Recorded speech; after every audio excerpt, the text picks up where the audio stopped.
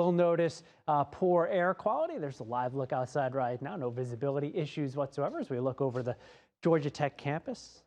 How about that win in Ireland over the weekend, getting the football season off to a great start in week 0 of the college football season. Dogs playing, of course, this weekend at the Benz.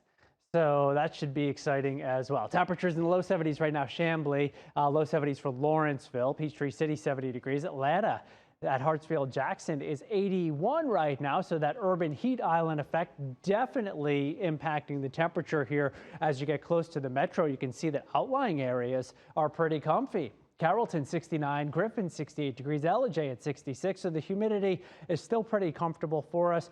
That'll be the case tomorrow. I don't think it's going to get terribly humid for us tomorrow, but we'll start to notice some muggier weather on Wednesday, and that'll just gradually increase as we go through the rest of the work week and into the Labor Day weekend. Low temperatures tomorrow morning, still not far from 60 degrees. Northern suburbs up through northwest Georgia, West Georgia, in the mountains. Mid to upper 60s from Atlanta to the east. Athens about 65 degrees. Tomorrow, tons of sunshine. Again, that slightly poor air quality with the code orange in effect. 3 o'clock in the afternoon, a hot 93 degrees in Atlanta. That'll be your high temperature for Smyrna. 92 for Austell, Douglasville around 91. East Point, Decatur 94. 93 is your number for Alpharetta and Sandy Springs. Marietta is 92. And then a bunch of 93s as we go from Gwinnett County down through the eastern part of DeKalb County, Stone Mountain, and Lithonia. Low 90s up in the mountains tomorrow. So it's hot across the board tomorrow and into Wednesday morning. Notice those temperatures getting milder in the morning. So our nighttime lows start to come up as that humidity increases. Our daytime highs are hot on Wednesday into the mid 90s. It's first alert weather day because of that. Same story for Thursday. Notice those temperatures very similar between Wednesday and Thursday.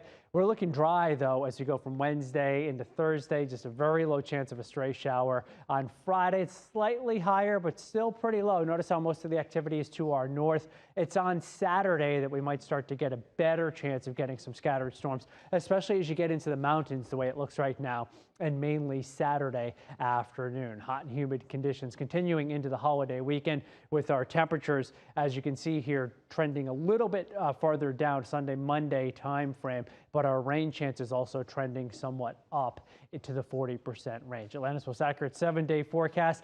Instead of leading up to the unofficial end of summer, this looks like a midsummer 7-day with highs on many days in the mid 90s and lows in the 70s. Labor Day itself, we're looking for some afternoon thunderstorms and still hot and humid with a high near 90. Oh boy.